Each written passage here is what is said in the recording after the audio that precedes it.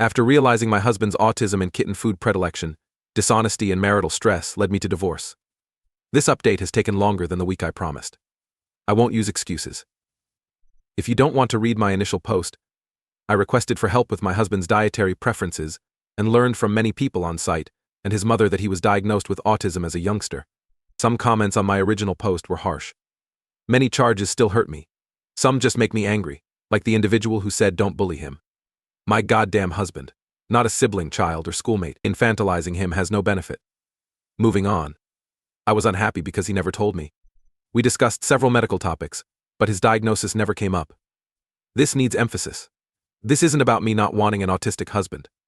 My husband kept something vital from me, causing me a lot of worry that may have been prevented if I knew his diagnosis. I constantly pushed him to try different foods, concerts, and loud amusement parks. I knew he didn't like them, but they're standard couple activities I wanted us to do together. If I had known about his autism, I would have understood how much these things hurt him, and tried harder to combine his and my tastes. Instead of an amusement park, try a local band or artisan fair. Anyways, the backstory. See below for updates. Update. I questioned him about my conversation with his mother the night before counseling. I brought it up gently to avoid becoming angry again. He initially dismissed me, stating he didn't understand. He admitted after a while that he knew the diagnosis but hid it from me.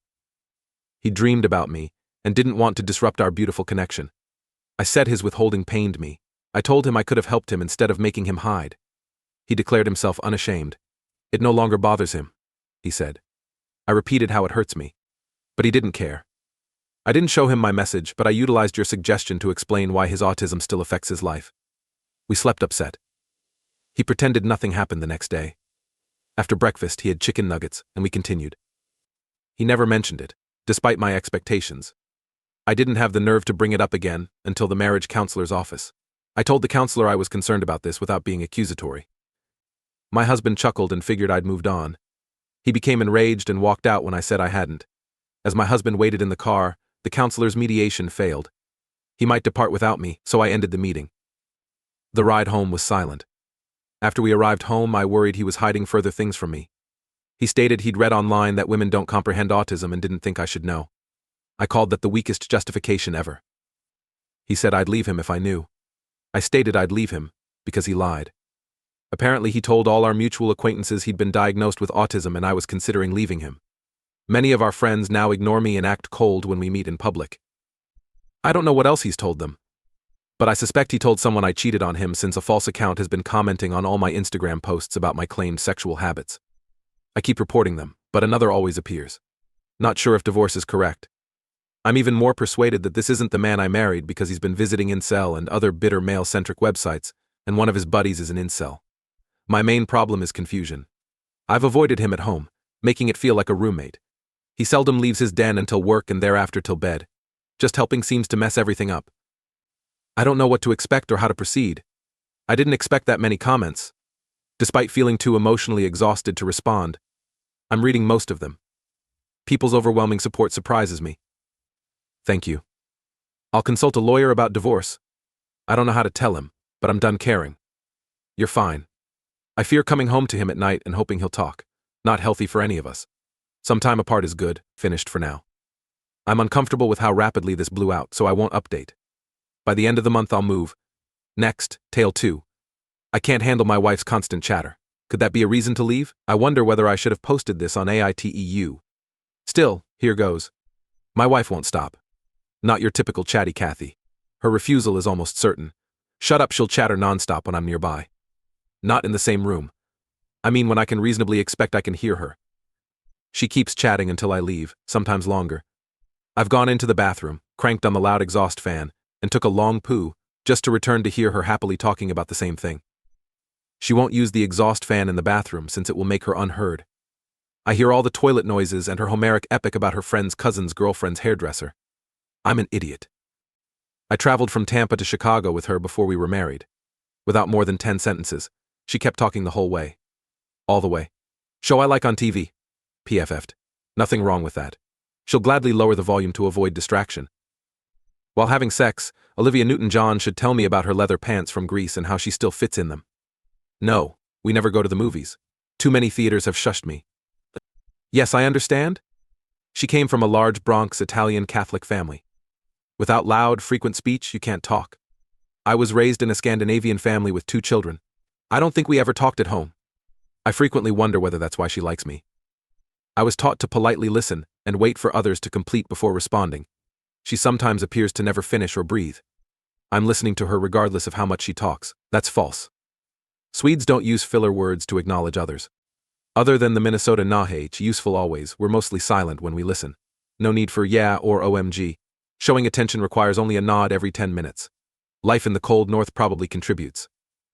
If you keep your mouth open like my wife, the cold will shatter your teeth. To her, that's like being with a corpse. She constantly asks if you're listening. Say you ignore me. Or ask me, what did I say? I'm an expert at remembering and repeating her last 2 to 4 words. Blah blah, she'll say. She informed him she wouldn't tolerate that garbage anymore. I'll do that trash, as if I knew what kind of junk it was or who wouldn't take it. She'll say yes, thinking I was paying attention. I make fun of it, but it's becoming an issue. Our 7-year-old kid stutters because she interrupts him often. The slightest pause in her household was cause for talking over someone. Your loudness kept them from finishing. I think my son acquired my less staccato talking patterns, so she interrupts and takes over the conversation. Worse, he started automatically halting and beginning words even when not interrupted. After listening to my wife at a parent-teacher night, a teacher told me, well, at least now I know why Josh has a stutter. Just like that.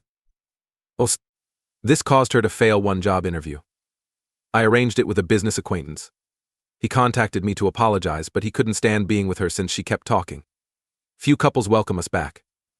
She dominates conversations whenever we go out. Who wants more? Have you informed her?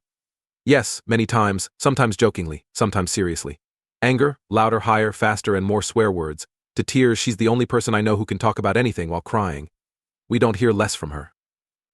I try not to be affected. She's affectionate. Deathly loves me. Mother of my child. The day we met was even prettier. We have plenty of alone time. She'll talk the whole time, but I'm occupied, so I notice less. But it affects me. It's self-centered and unaware. Passionate conversation has its place. They're not everywhere. I know the solution. I must reply. Effectively. Only by doing what she does could I silence her. Any pause would require an interruption. I may have to yell if she interrupts me. I would have to acquire Italian hand signals to accentuate my ideas and silence her questions. I'm not Italian. As a waspy pale kid, my family sounded like a middle school cafeteria. 12 years of this have driven me to the edge. Maybe I can't handle it anymore. I'm not sure I can tell the judge why I'm at his divorce court. My wife forbade it. TL.dr. The wife won't stop. Is that enough to leave her? Must edit Reddit? I had no clue this would get viral. Correct. I figured a few people would call me an asshole and that would be it. Box rip. You were lovely to know. In order to avoid responding to every comment, I'll try to address some of the most prevalent ones and answer some of the questions I saw repeatedly. Your counsel, frequently amusing, is appreciated. Is this BS? Implied. All of it is mostly true. However, I embellish for dramatic comedy. Representative, not a quotation, concerning leather pants. Not from Sexy Times. She probably mentioned it somehow. Q2. Why didn't you flee screaming before marrying? Was Op's wife hot? A 2. She's hot, humorous, and lively. Yes, I was a Nordic silent bear. Thank you / Sarah emphasized Dragonfire. My wife helped me open up. To be honest, when you're young and being laid often, a lot doesn't look bad. Damn penis, you caused this. Q3. Did this make your child stutter? A 3. I cannot confirm this medically. The cause was never determined. But I saw it firsthand. I'm not a speech therapist, but my observations led me to this conclusion. I'd like a professional's dissent to ease my conscience. Which leads to Q4. Didn't you cause your child stutter? You did nothing to stop it. Before, guilty. It makes me feel terrible all the time. I brought it up many times, even getting into confrontations and yelling at my wife when she interrupted my son. I assume most of the harm was done by the time I noticed. Any action I took was more about venting than changing anything. Everything else in this oddly long text is ranting. This is a valid reason to leave, and I'm terrified she'll gain full custody and make it worse or irreversible. Q5. Could it be her OCD, insecurity, autism, or mental illness? A 5. I doubt it, but I've always felt a strong need for attention. In her household, her many siblings competed for their parents' love. Q6. Tried counseling? A 6. It probably should have.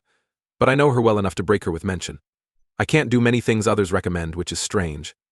Because they appear cruel, I've probably considered them all.